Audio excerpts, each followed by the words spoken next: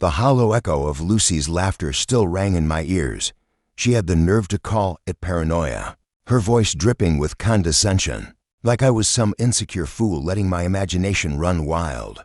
But it wasn't paranoia. It was instinct. It was the little changes, the cold silence wrapped in warm smiles. It was the subtle shift in her gaze, the soft way her eyes used to find mine now drifting somewhere else somewhere.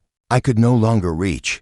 We had been high school sweethearts. 10 years of marriage built on memories, sacrifices, promises whispered in the dark. Brick by careful brick, we'd created a life together. A life I thought was solid, unshakable. But lately, it felt like I was standing on sand, the ground crumbling beneath my feet, threatening to pull me into a slow, painful collapse. I tried to talk to her. I really did. "Is everything okay, Lucy?" I'd ask, my voice quieter than usual, laced with vulnerability I hated showing. Her response was always the same, a forced smile, brittle and thin like cracked porcelain, and a dismissive, "Of course, honey, you worry too much." But that smile once my home felt like a mask now, a wall I couldn't get past. The suspicion gnawed at me. It lived inside my chest, just beneath the surface, like a splinter that wouldn't come out. I began staying late at work, not because I needed to, but because the silence of our home screamed louder than I could handle. The rooms, once filled with laughter, were now hollow. Every corner whispered memories of her, of us. But she wasn't really there anymore, not truly.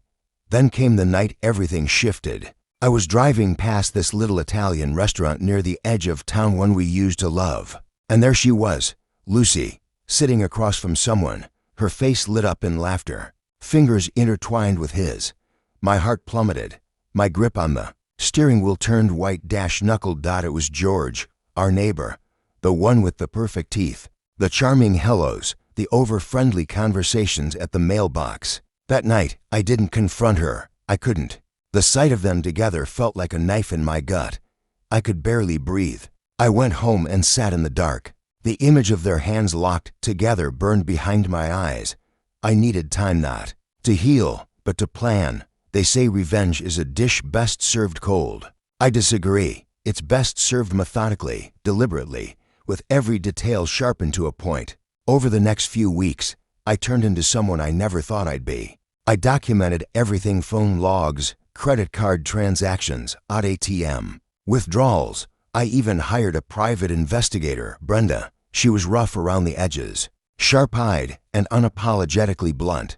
Within days, she confirmed what I feared most. They were seeing each other regularly, meeting in hotel rooms, coffee shops, parks, always careful, but not careful enough. I had pictures, times, locations, a timeline of betrayal mapped out in black and white. Then came our anniversary. 10 years, a decade of our lives. The irony was cruel. Lucy planned a romantic dinner at home. I watched her move around the kitchen, humming lightly, lost in her own world. She looked beautiful, radiant, even in the dress I bought her the year before. The scene was perfect, if you didn't know the truth. I stood at the dining table, setting it not with flowers or candles, but with something far more devastating. When she walked over, I extended my hand. "Happy anniversary, Lucy," I said, my voice calm. To calm, she smiled brightly, completely unaware. "Happy anniversary, darling." We sat. I poured her wine. My fingers trembled just slightly, but I steadied them. Then I leaned in, speaking softly. "I have a surprise for you." Her eyes lit up, sparkle and excitement twinkling. "Oh, you didn't have to." I placed a manila envelope on the table. Her smile faltered. "What's this?" she asked, her voice dipping. "Open it." She hesitated, her perfectly manicured hands suddenly unsure. Then she pulled out the contents, page after page. Phone records, receipts, photographs, Brenda's detailed report dates, times, hotel names. A cold, irrefutable story of betrayal. Her face turned to stone, the color drained. Her lips parting as if to speak, but nothing came out. Her hands shook. The confident, mocking Lucy I had grown used to in recent weeks evaporated before my eyes. How did you?" she barely managed to whisper. "I'm not as paranoid as you thought," I replied. Quietly. And then, right on cue, the doorbell Rang. Lucy flinched. I already knew who it was.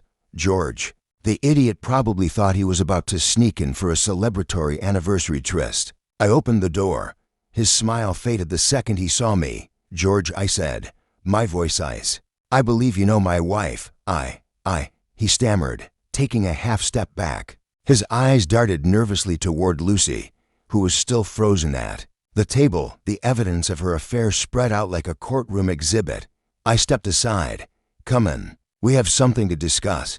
He hesitated, but then stepped inside. I closed the door behind him and locked it, the click loud and final. I pointed to the table. Explain. George looked from me to Lucy, clearly searching for a lie that might save him. His mouth opened, then shut again. He looked cornered, desperate.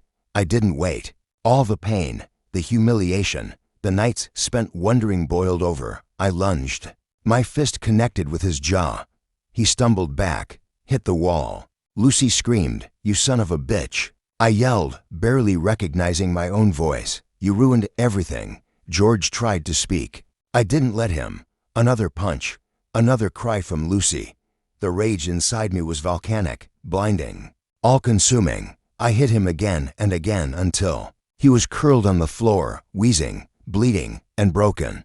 I turned to Lucy then, the fire in me cooling into something bitter and hollow. "You lied," I said, breath ragged. "You betrayed me. You broke my heart." Tears streamed down her face, makeup smudged. The woman I once adored, now a stranger. "I'm so sorry," she sobbed. "I never meant to hurt you." "But you did," I replied. My voice was low, heavy with sorrow. "You hurt me more than you'll ever understand." Without another word, I walked into our bedroom, pulled out a suitcase, and started packing. She didn't stop me. She knew it was over. Everything we had all those years shattered, crushed beneath the weight of her choices. As I left, I glanced back once. George lay in a heap. Lucy stood silently, broken, her face a painting of regret and shame. I stepped outside, closed the door behind me, and breathed. For the first time in what felt like forever, I felt calm. The pain was still there, deep and raw, but the rage had passed. I had faced the truth. I had faced them. I had taken back my self-respect. It wasn't the ending I imagined for our story, but it was an ending. And as the cool night air hit my face, I knew something I hadn't believed in weeks.